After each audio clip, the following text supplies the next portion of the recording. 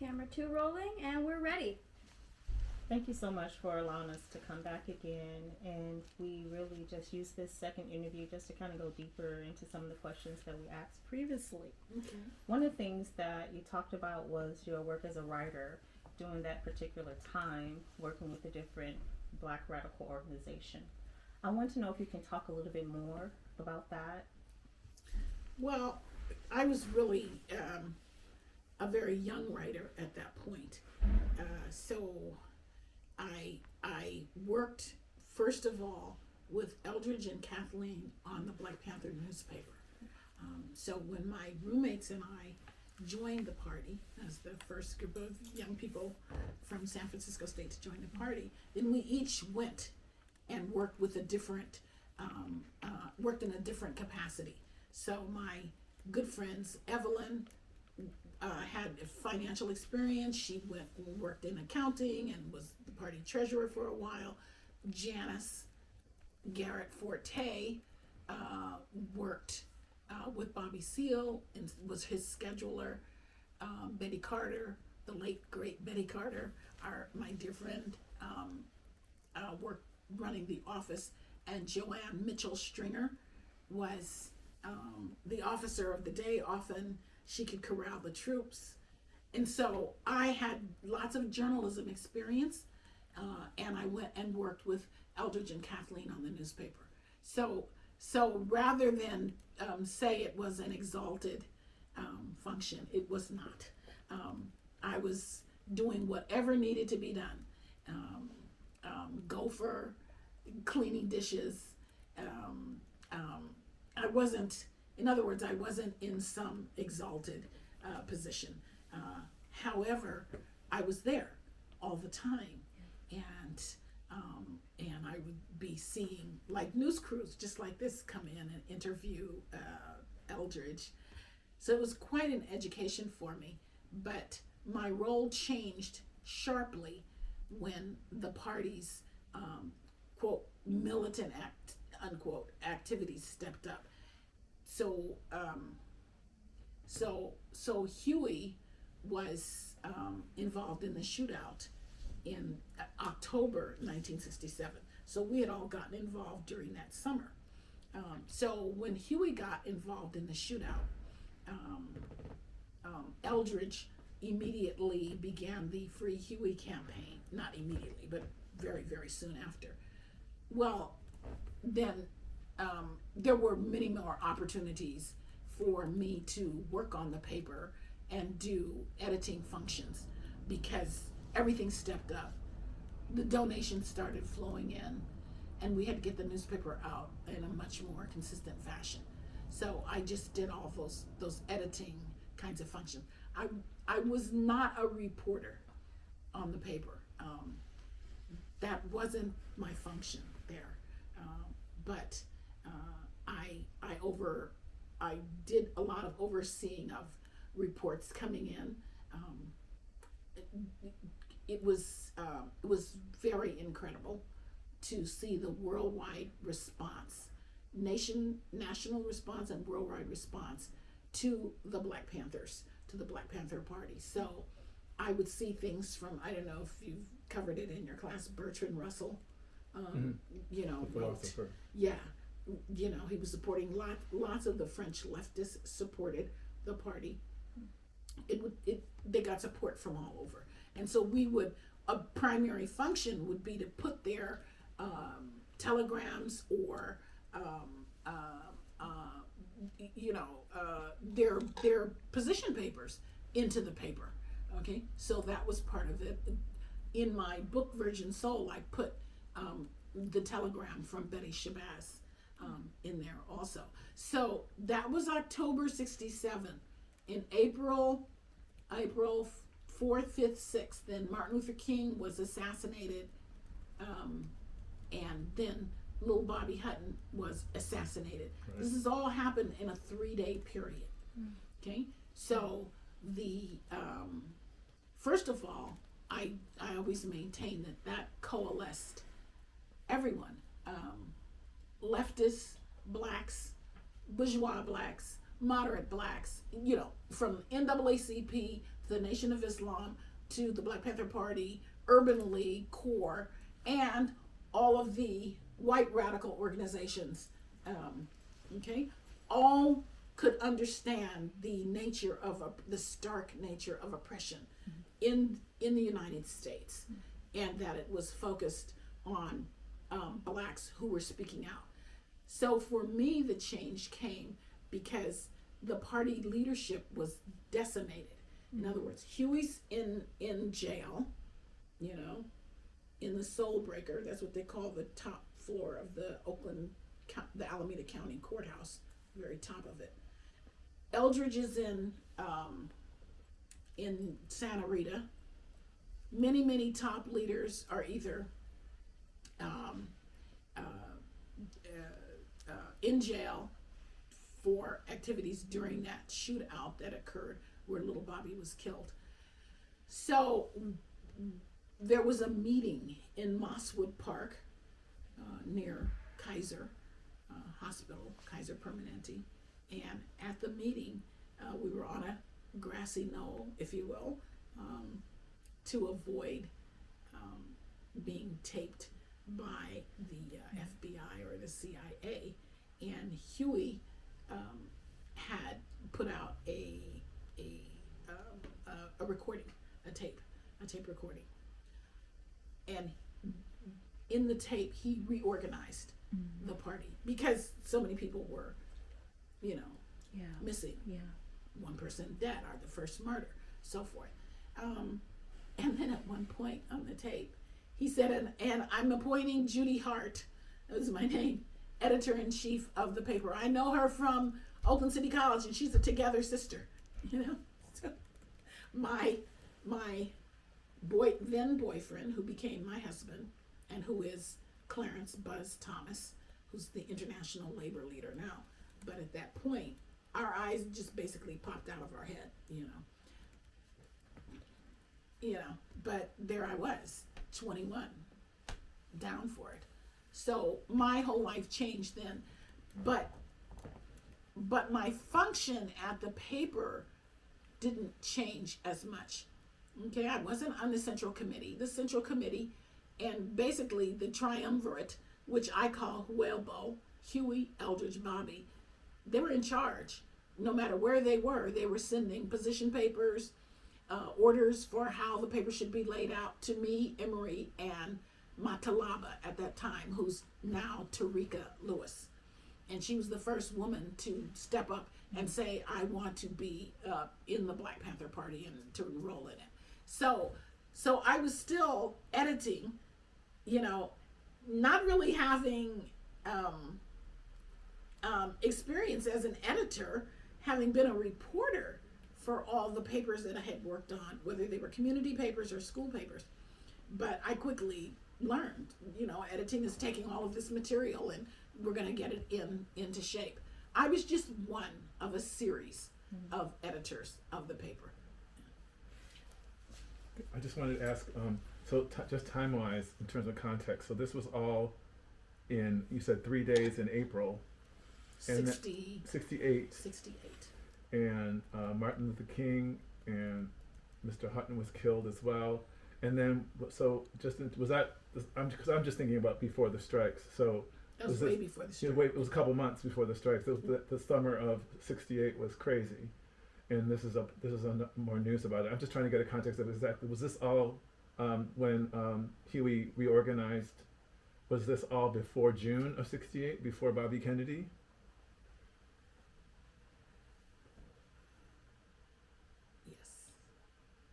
Yes. This is Wow. April. This is April 68. Wow. And I was married in June 23rd, 68. Eldridge was actually at the wedding, you know. Yeah. Wow. Yeah. Wow. June. Wow. So you have to understand that those of us who left the campus, we really didn't leave the campus. We went to the community and worked with the community in San Francisco, Oakland, Berkeley, wherever, East Palo Alto, okay, Marin City, I believe it is, but we all came back to the campus then as Black Panther members, and we organized on campus, and then now, like I believe I said in our last interview, the BSU was very instrumental in using the student funding to buy guns for the Black Panther Party. That's a known fact. It's in the green books. I'm not revealing something, like what we were talking about earlier. Mm-hmm. It's, it's out there, but that's how hand in glove the Black Panther Party was. And Clarence Buzz Thomas, my by then husband, was the campus coordinator for the Black Panther Party. So he functioned with the Black Panther Party on campus. And the principles that we had learned as Black Panthers and in our political education led us to formulate the strike. And you have to remember, the strike, if you'll go back over your notes, it was actually started as kind of like a one-day thing to get George Murray back. George was the Minister of Information for the Black Panther Party. Okay? But George was going around,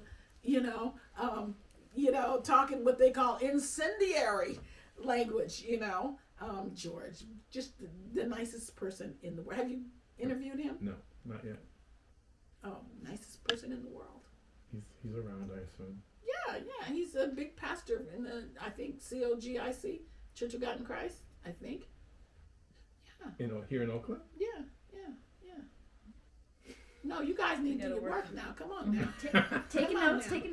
COGIC. Come on now. Yeah, he was just he pastored at somebody's funeral just a few years ago. I forget who, anyway, because I saw him on the news, I don't know who's, but anyway, yes. So, yeah, so that's all happening. I mean, it was a very hectic period. I can imagine. The most hectic period in my life. And now, you all are doing what somebody did, and I hope you'll do it right. But Don Cox, DC. Mm-hmm. Okay, you heard. I've heard of him. I've heard the name. Yeah, I believe one of his children wrote a book. And Buzz, my ex, called me up and said, Judy, he said, let me get this straight. Because here I was having a baby the next year, but this book had me as Judy Juanita in an airport in Paris with Emery, because that by then Eldridge had moved to Algiers. He had, and I just wrote to the editor of the paper, and I said it was a very busy year, and I was doing a whole lot of things. I was having a baby in August, and I was at Alta Bates Hospital, and I can send you the birth certificate, but in future editions, please correct that. And I knew it was somebody giving somebody an account that they didn't quite know what they were talking about. They knew that I was working on the paper, but they gave the name Judy Juanita. I did not become Judy Juanita until 1970, 77.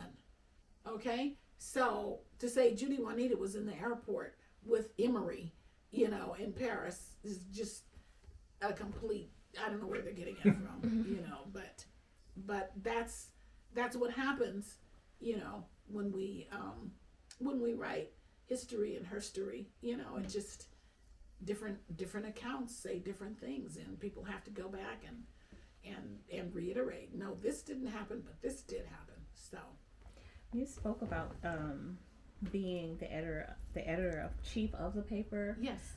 However, not really having full control. No, that people were still telling you what to do. Oh, absolutely. And absolutely. It sounded like primarily it was the men in leadership positions. So yes. Huey, Bobby, Eldridge. Yeah. Can you speak to the roles of women in the Black Power, in the Black Panther Party, in the BSU, and the dynamics? The women were very active. I mean, Kathleen was. I forget her title, but Kathleen was very, very active, very vocal. Erica was very active and very vocal. And those of us in the Black Student Union, including my very good friends, Joanne, Betty, myself, and others, we were all very vocal, very active. So when problems came up, we spoke our minds. And we often got called difficult, but we still spoke our minds. Mm-hmm. And I'm a big time frame person because for my Yes, my mnemonic Yes, mind. So the summer of '68, and then I believe in the fall semester was underway, they fired George Murray. Yes. Where in the summer and between the spring of '68 and the beginning of the fall semester, where was the Third World Liberation Front? I don't know. You don't know? Because remember, I had just gotten married, and I was getting back into school, so that I could get on a matriculation path. Right. But I think you want to pull in Roger Alvarado. Well, we're interviewing him. Yeah. But there's I'm just trying to figure out when the BSU and all this support was coming in after Huey and everything that was going on in the hectic year that '68 was, because so much even happened in June through the Democratic National Convention and all of that, because Bobby Seale was there too. Yes. The madness of that, and I'm just trying to figure out where the Third World Liberation Front and the Black Student Union and all those things and all the campus work that you were doing, where all that kind of directed or impacted in anticipation of not anticipation of the strikes, but when the strikes happened, how there was just so much presence of so many people in the community. Yes, well, you have to remember that, go back to the tutorial program, okay? The Each One Teach One that Roger was the head of. Right. Okay? That was one of our great community, building projects that went on. And that was because we had established, when I say we, I mean the students of San Francisco State, had established these tutorial centers throughout the Fillmore, Potrero, Hunters Point. Right. Okay? That's right. So we were out there, fanned out there, running these centers and having making relationships with people in the community, the parents of our students. So that was one thing that was going on. Yes. And then there was open enrollment, okay, which started with, that was, let me see, that probably was, 60, I don't know when it was, but, oh yes, I do know when it was.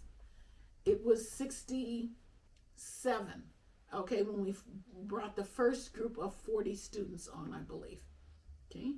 So that was fall 67, Right. fall 67, the first group of 40 students, I believe. I can't, but it was around then. So we were making inroads with the community in many different respects, okay? And also Carlton Goodlett and the San Francisco Sun Reporter, which I worked for as a reporter around that time, was the Black Weekly, and Carlton Goodlett was a mover and a shaker and a doer and a civil rights activist. Wow. Okay, Ron Dellums was a city councilman for the city of Berkeley at that time. He hadn't yet become a congressman, and he worked with us. There were just so many. It was a scene. Right. It was Absolutely. people were Like working on many different avenues, but we were all young, people in their teens, their 20s, their early 30s. And so then you had maybe somebody like a Carlton Goodlett who was very well established and I think was a millionaire at that point. Wow. But he let us have a lot of meetings at his building at 1366 Turk. 1366 truck. I remember that, and we always had meetings there. So the community, we were the community. And you have to understand the way that, the way San Francisco is set up. It's tight. So most of us lived, at that time, the way San Francisco State looks now, it didn't look like that at all. When I came to be interviewed, I was like, oh my gosh, they filled it all in with buildings. That was all grass. It was all, and it was spread out, really? It was just grass. All these buildings they put up. There was no place. People didn't want to live on campus. On campus was just so unhip, Yeah. Unhip.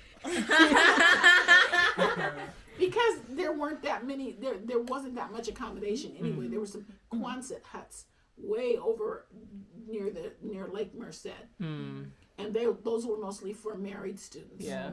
So who cared? The Fillmore was popping. Yeah. You wanted to live in the Haight and the Fillmore. Yeah. Remember, this was what is now termed as the summer of love, but at that time it was just the place to be. Hippies, or like I said in a poem, hippie shitting in doorways. Yeah, that was just the. Now we have homeless shitting in doorways. Come on now, come on now. But hippies were high, and doing that kind of behavior. So, so we all could get to each other's houses, flats, in nanoseconds. We were there. You could walk over and get to Jimmy Garrett's. Jimmy Garrett lived on, I believe, McAllister, and we met in his flat a lot. We met at ours. We just met all over the place.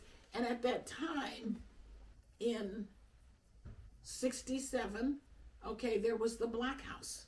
Okay, you have that. Familiar with it? Where was the Black House though? On Broderick.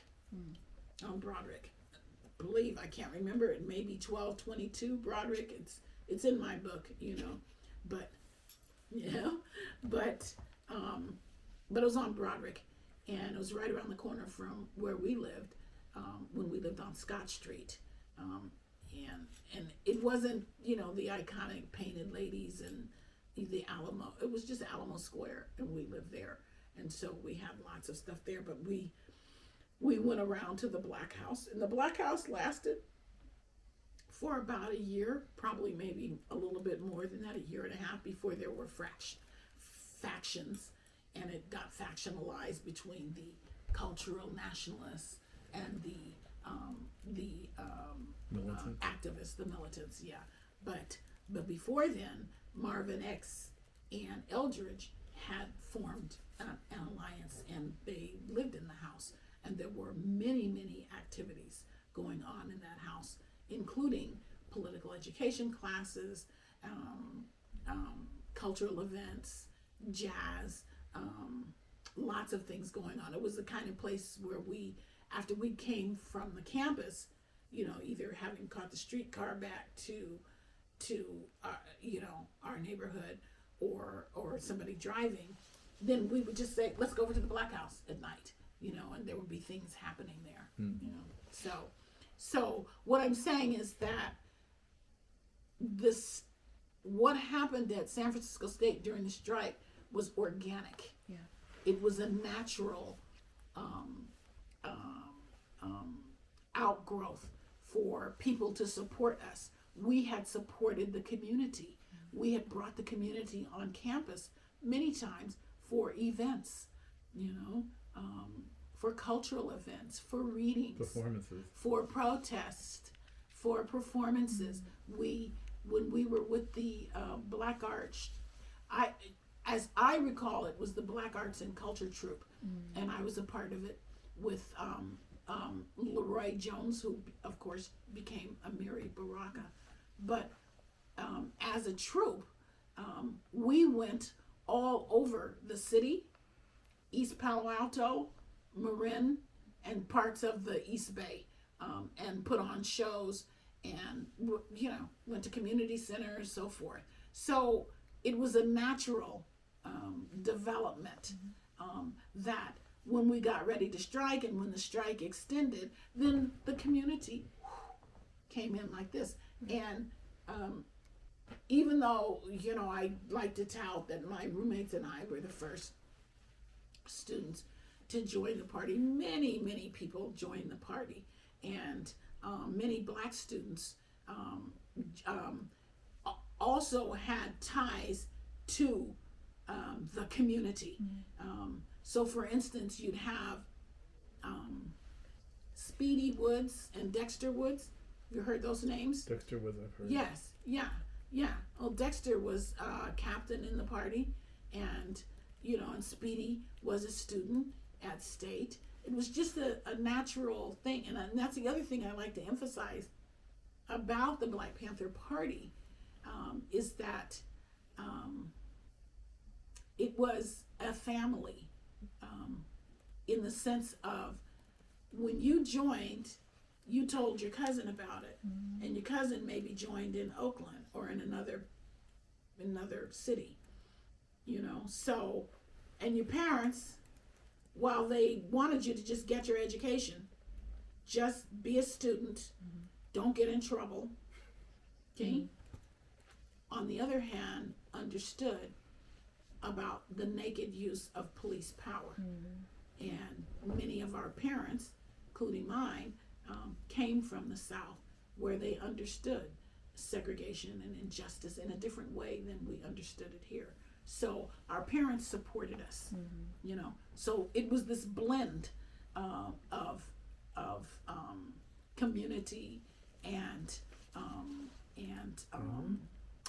the students that made the strike a success. It wasn't, and also many of the professors and the faculty joined in too for the strike, and many of the workers, like workers at the bookstore, workers at the cafeteria, workers, throughout the janitorial, they actually also were very supportive, and not just supportive, they're on the front lines going out there, So when we think about everything that was happening, the death of the leaders, participation in the Bay Area,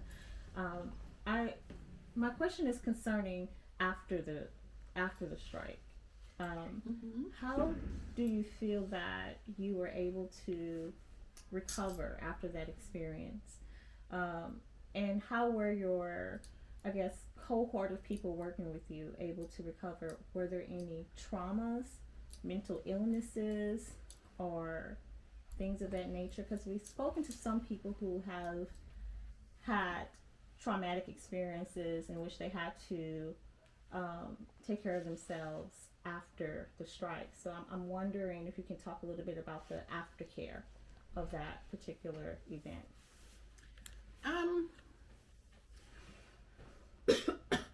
Excuse me. I don't think I can. Okay. Because for us, it was a continuous movement from the strike to then the Black Studies Department. And fighting to get the Black Studies Department off.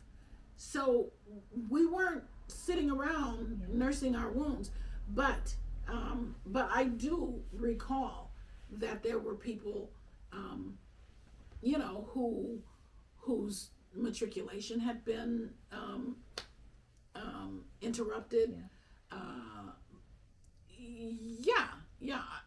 But that wasn't, I can't speak to that because that wasn't my experience at that moment. Remember, I had just gotten appointed to the Black Studies Department. So all of a sudden I was trying to pull it together and do a lot of reading that I hadn't done and do a lot of, prep to be in the classroom at that point. And also I had just had a baby, so I was going back to the classroom when I was 5 weeks postpartum. Wow. Okay, so it was a very hectic period, and it was not only a hectic period for me, but let's go back, please go into the United States. It was hectic, and also the FBI and the CIA then were very active in COINTELPRO. Okay, so there was a lot going on. Right. If there was trauma,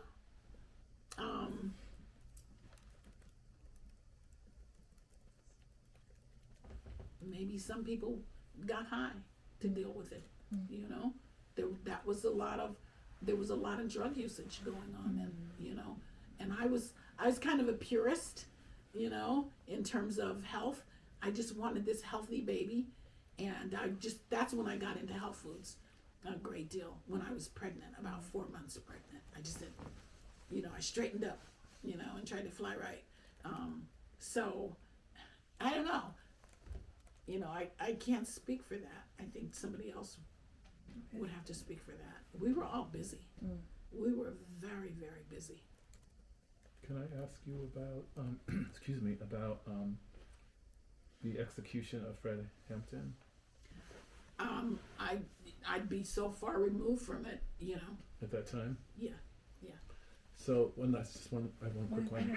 When you were saying about the strikes being organic, in talking with Dr. Garrett, I also just realized, and I kind of knew this all along, but the strikes weren't inevitable. It wasn't like all this organizing and everything that you were doing was like, okay, so when we have a strike, we'll be ready. It was never like that, right? No. It just happened, and Well, because of all the work you had happen, done. but yeah, everything came together, and it was clear, right as after the supposed 1 day strike, that this was going to last. Right. But the mechanism of the BSU, the Central Committee, and Rogers,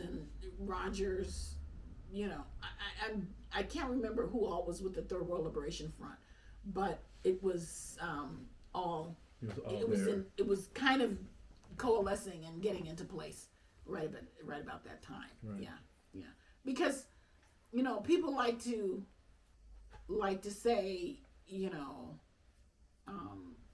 like to act like the Black Panther Party or the BSU, were just those people who were in it, but it was a wave of activism that swept over the Bay Area and through the United States also. Yes. So that when these student, like at Cornell, when these student activists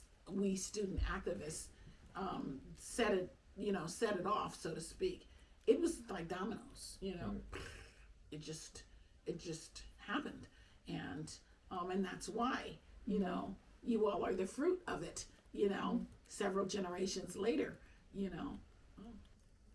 So, yeah. Thank you. Yeah.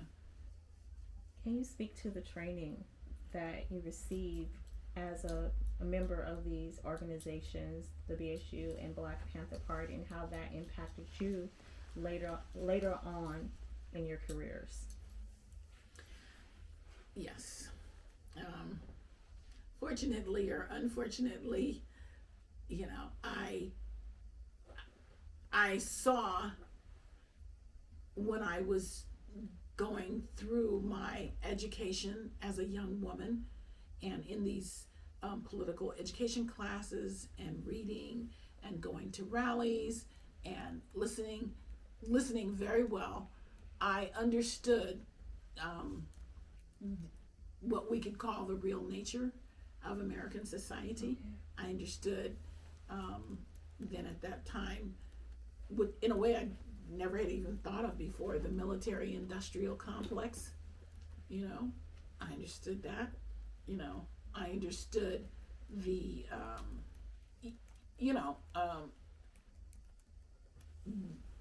the class system in a way that I hadn't understood it before. So that's what happened when we were active in the Black Panther Party. In that period, it was a very short period from 67, the beginning of 67,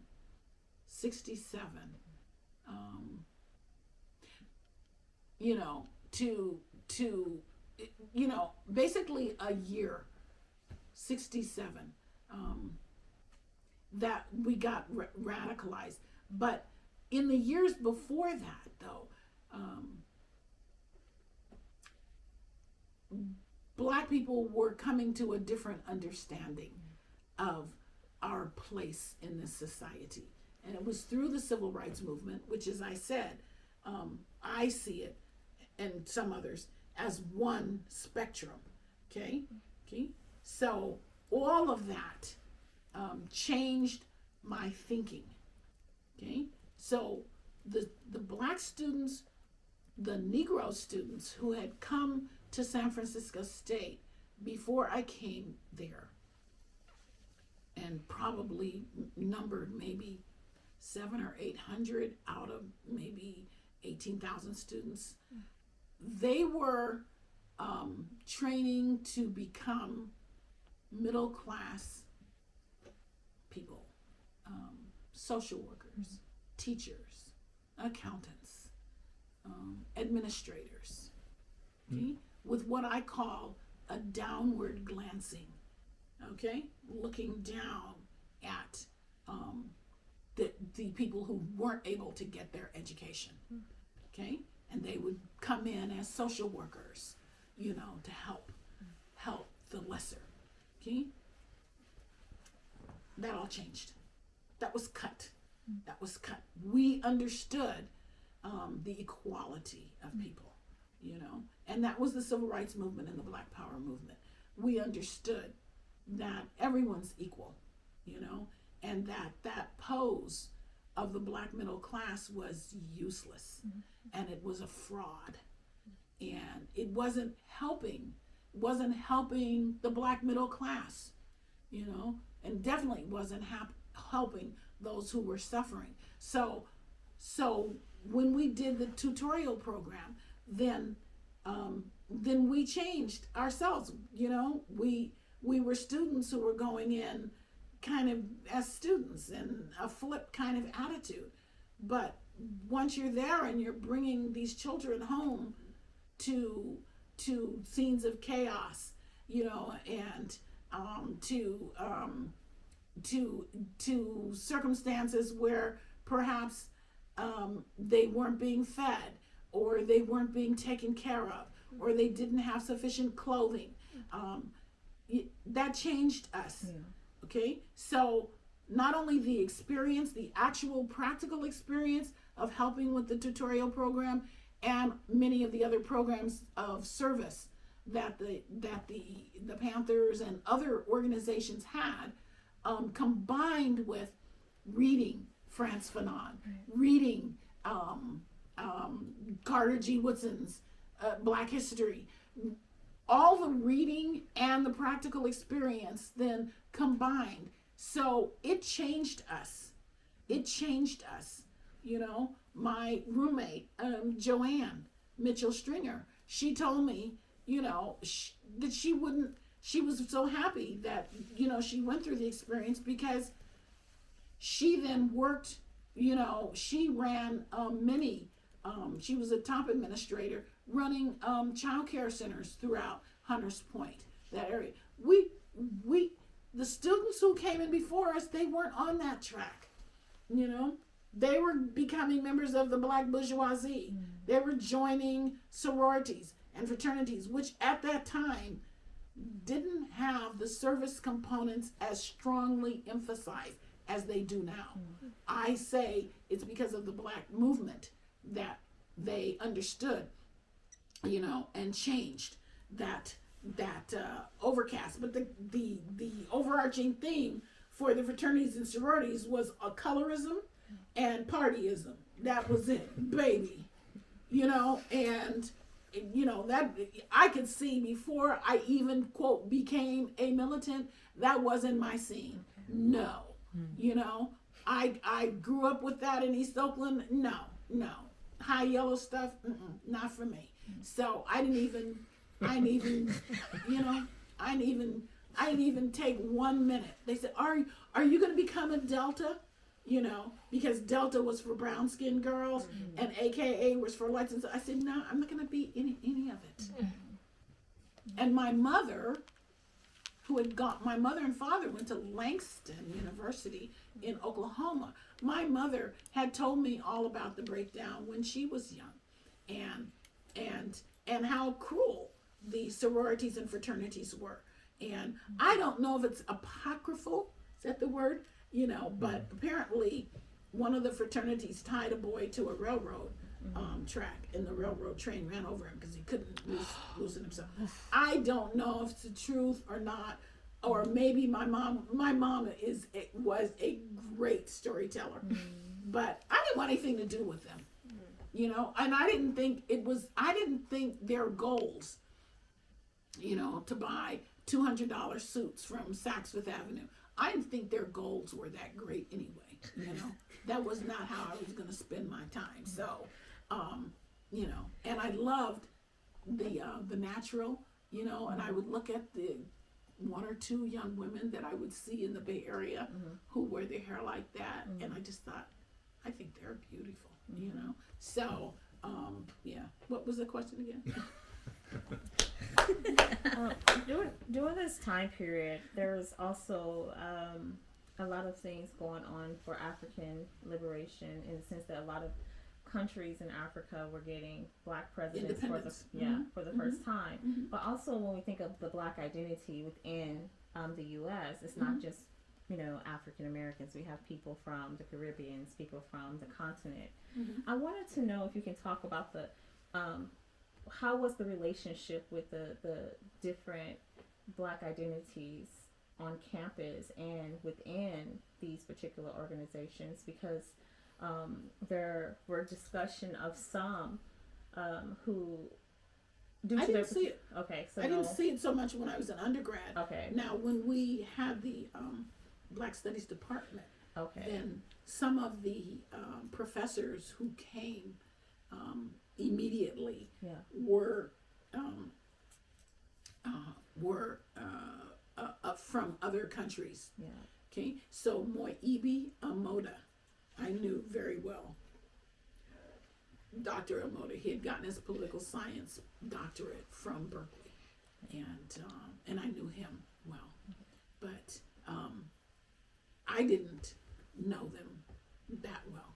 I mean, no other Africans. You'd have to interview someone else about that. Okay. Thank you. I'm always gonna say, I don't know. No, that's I wasn't fine. there. Yes. My life was real full, but that wasn't part of it.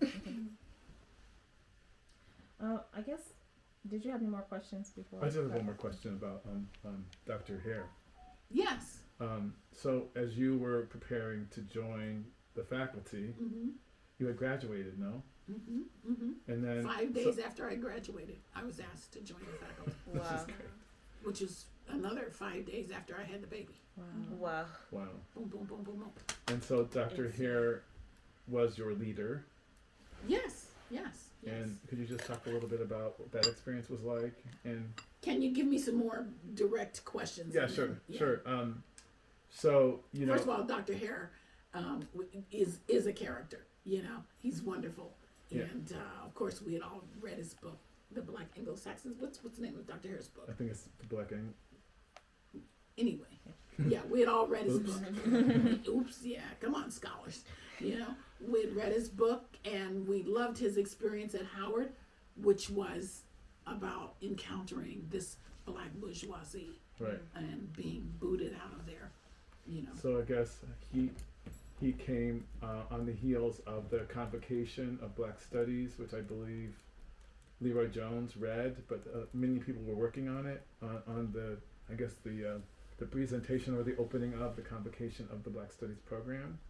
I don't know what you're talking about when you say convocation. Well, I guess that's how Dr. Garrett described it, was that the beginning of the semester when the program was in place. And how you all entered into 69. 69, the fall of 69. That a lot of so much work had gone into planning and organizing that. And I was just wondering how you entered into the semester with your courses in place. Do you remember what you taught? And I taught black journalism and black psychology. So I was a psychology major, and then of course I had tons of experience as a journalist. Right. So my focus was more on the black journalism course, because I had edited the Strike Journal. I was the editor of the Strike Journal, and then I had worked on the Panther paper, and also I had worked on many. I worked at the San Francisco Sun Reporter, Right. and worked on many community newspapers and school papers. So I taught those two classes. I seem to remember a paper called "So You Want to Teach Black Journalism." I just remember that, and I just detailed the history of the freedom journals from Frederick Douglass on up through. Right. So my approach has generally always been a historical approach. Right. I don't think that I really was so qualified to teach black psychology, and Wade Nobles was supposed to get the position, but actually Vernon Smith was supposed to take the position, and Vernon Smith got hired. Vernon Smith got into the Fred Friendly program for minority journalists at Columbia University, So he went. and he went there instead, and they needed somebody in the position, and then and I'm sure it was in part due to my stellar qualifications, but it was also in part due to the fact that I was the wife of a leading member of the Central Committee and of the strike effort, so I don't ever fool myself, but still about that. But at the same time, it was an incredible opportunity. Right. But Wade Nobles was supposed to get the position, and he did eventually. Wade Right. came in because he had the proper credentials. Right. He had the doctorate, so forth. Yeah. And did a bang up job. I've had many people who've taken his courses and become acolytes of Wade Nobles, so I understand. Yeah. But at that time, the students, we were in charge. Mm-hmm. We ran the campus. So it's really funny when I came back, like I said, and I'm saying this again, when I came back in 91, 92, 93 and got my MFA, I looked and I said, oh, okay, I get this. This is the lesbian mafia now, And I said to somebody, I said, it was just like when we were there, it was like we were the black mafia, We strong-armed and we ran the campus. I mean, it was quite a different experience when we left and we were no longer powerful students at San Francisco State. And we had to get out on the job market with everybody else, Right. And so then, like I said, I'm looking at the campuses, particularly in the last maybe 10 years, and saying, okay, now it's the Asians' turn. It looks like it's the Asian mafia to me. I don't know, but I get it. I have no objection per se to that, as long as people remember that the allegiance is always to people of color, aiding the struggle that people of color continue to have in this society, and particularly black people who always are on the bottom. And as we see in the struggles with police brutality, suffer the most. We are, as I said recently, exterminated like vermin. Okay? So as long as people can understand that, I have no problem, because why? Because it's like a stage play. Life is like a stage play, The blacks came on after the civil rights movement, during the civil rights movement, the Black Power movement, and we were center stage. And because of what we did, television is different, media is different, accommodations are different, and then we showed everyone direct action, and then other people began to fight for their rights in a way that yielded permanent, or what looks like permanent change in this society. Looks very much like permanent change to me. Thank you so much. As you know, we are currently going through a lot in the U.S. Black Lives Matter, reparations, the issues of teaching African American studies in the curriculum, What advice would you give to parents, students, activists, and people who are participating in these particular movements that are happening?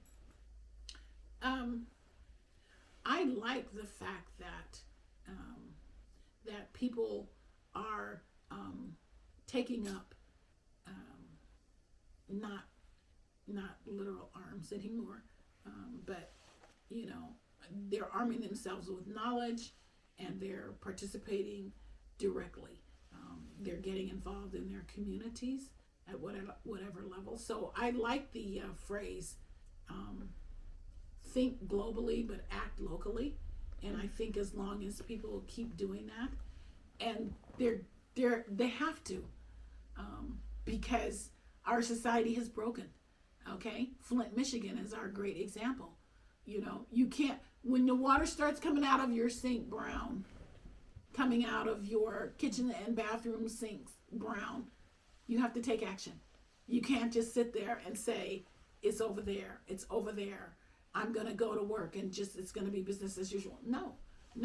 When Katrina happened and pushed people out of New Orleans, those people had to go somewhere, and somebody has to advocate for them. Somebody has to help them. They can't just stay in the arena in where it was Houston or Dallas, where former First Lady Barbara Bush said, "Oh well, I think where they're staying is probably better than where they were in the what is that, Fourth Ward in New Orleans." No. The parish, yeah. No. All of these problems are in our face now, and we can't ignore them. So for people to do whatever they can, whether they want to or not, it has nothing to do with any advice I have to give them, any advice anybody has to give them. Your water comes out looking like doo-doo, you have to do something. Period. Or you're not going to live another day. Okay? It's just not going to happen. When there's people shitting in your doorstep, you have to do something. I would finish grading my papers on Saturday. I would stay at Laney late. I was taught that just as an artist/teacher, do all your work on site, so that when you come home and you do your artist work, there's a separation. Well, how long could I maintain that distance from being an activist when I opened my classroom door after I finished 2 or 3 hours of grading, and there's a pile of human excrement right there? Okay, because Laney College, where I used to teach, is right in the middle, in the heart of the urban area, and it's a zone where there are many homeless encampments. You can ignore it if you want, but it's going to come right up to your doorstep at some point. So it's better to try to be proactive, to try to get involved in some cause now, rather than tripping and thinking this doesn't involve me right now, I've got to do X, Y, and Z. Well, no, all of us have to take some kind of action at some point, regularly. Thank you so much. You're welcome. I don't have any more questions. No, I don't. I mean, Good. of course I have many more questions, Yeah. but Thank you so much for allowing you us all. to follow up in your Yes. beautiful home in East my beautiful, everything in here is secondhand. Yes, mine or too. Clearance or something. Yeah. But I love it. It's well decorated. Oh, thank you, Yeah. sweetie. Yes. Yeah, it's big fun. It's Yes. big fun. I'm here. We can cut the camera. Yes. Thank you.